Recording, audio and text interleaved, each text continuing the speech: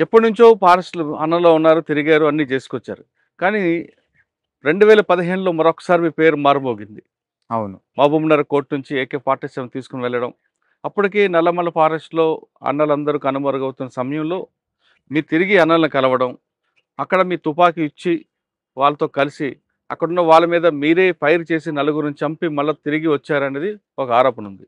తప్పు. ఆ ఆరోపణ ఎంతవరకు కరెక్ట్ అనేది మీరు చెప్పే ముందు అసలు దారగోని శ్రీను అలియాస్ విక్రమ్ అడుగుబాటు ఎందుకు పట్టాల్సొచ్చింది?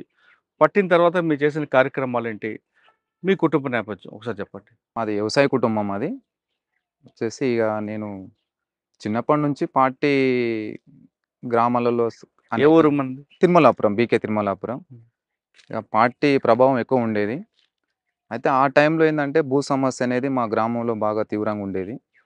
అట్లా పార్టీ పార్టీ అండతోటి ప్రజలు చాలా వందల ఎకరాల భూమి కొట్టుకొని అట్లా సాగు చేసుకుంటా జీవిస్తున్నారు.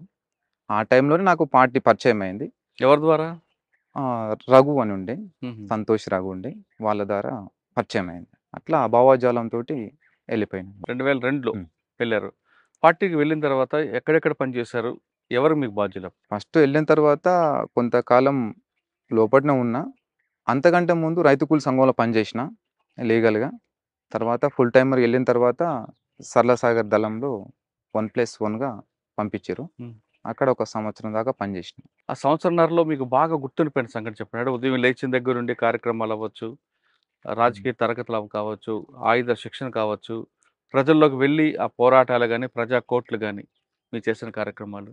మీరు చేసే కార్యక్రమాల్లో పేద ప్రజలకి ఎలాంటి బెనిఫిట్‌లొచ్చాయి? అంటే నేను ఒక్కడిని అనేది ఏం చేయలేదు. చెప్పారుగా పార్టీ కదా అది. పార్టీ అంతా కలిసే చేసింది. అవును. నేనెళ్ళిన తర్వాత అంటే నేను సింగిల్‌గా ఆర్గనైజేషన్‌కెళ్ళినా. హుహు. ఓన్లీ ప్రజలతో సంబంధాలు ఏర్పాటు చేసుకొని, అక్కడ ప్రజల అంటే గ్రామ స్థాయిలో కమిటీల నిర్మాణం చేసుకోవడంలో భాగంగా నేను అటెళ్ళినా. కానీ ఉద్యమాలనేది ఏం అక్కడ పోరాటాలనేం చేయలేదు. తర్వాత వచ్చేసి కల్వకుర్తి దళంలో పనిచేసిన.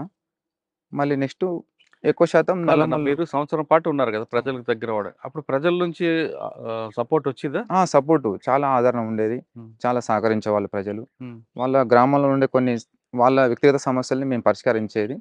అట్లా గ్రామాలు సివిల్‌గా తిరిగేదక్కడ. హుహు.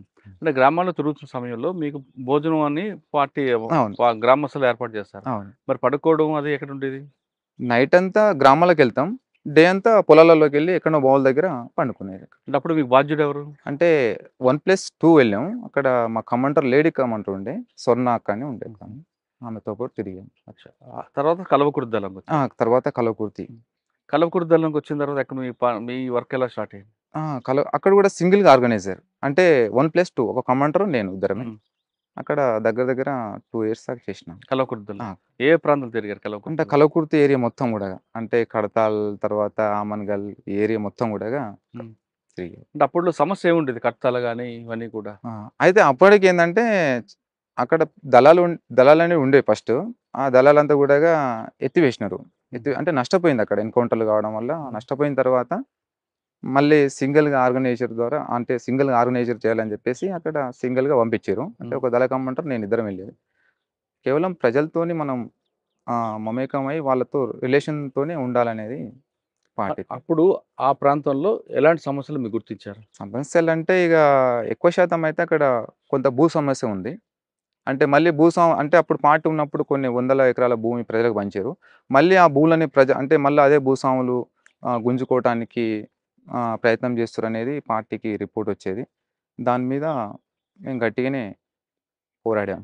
ఆ కట్టలు ఆ ప్రాంతంలో ప్రజాకోట్లు పెట్టి వార్నింగ్‌లు ఇచ్చేవారట కదా మీరు. అది ఇచ్చేది. మీకు బాగా గుర్తుండిపోయిన ఒక ప్రజాకోట్ ఆ! చెప్పండి. నేనైతే వ్యక్తిగతంగా ఏం ఎవరికీ ఇయ్యలేదు. ఇక పార్టీ అంతా కలిసే ఇచ్చామంతే. సరే కట్టాల తర్వాత? ఇక ఏమో కలవకుర్తి గ్రామాల్లో అంటే కలవకుర్తి ఏరియాలో ఎన్ని గ్రామాలుంటాయో అన్ని గ్రామాలంతా కూడా మేమే చూసుకునేది. తిరిగారు. హ్మ్. అంటే కలవకుర్తి బాగా పట్టుంది మీకు. బాగా ప్రజల ఆదరణ ఎలాగుంటదక్కడ? బాగుంటదక్కడ. తర్వాత? తర్వాత ఇక నెక్స్ట్ నల్లమల షిఫ్ట్. తర్వాతొచ్చేసి ఇక ప్లాటూన్ ఎక్కువ శాతం ఇంక ప్లాటూన్‌తో పాటు ఉండేది. ఇక నల్లమలకి ఇక పరిమితం అయిపోయినా అంతా ఇక. ఆహా! ప్లాటూన్‌లో ఎన్ని సంవత్సరాలు పనిచేశారు? ప్లాటూన్‌లో దగ్గర దగ్గర 3 సంవత్సరాలు పనిచేశా. 3 సంవత్సరాలు. ఎవరు మీకప్పుడు అంటే కమాండర్? అంటే ప్లాటూన్ కమాండరు ఆయన సంతోష్ ఉండే. ఆయన ఎన్‌కౌంటర్ అయిపోయిన తర్వాత మళ్ళీ రమాకాంత్ అని ఉండే గదా! హ్మ్.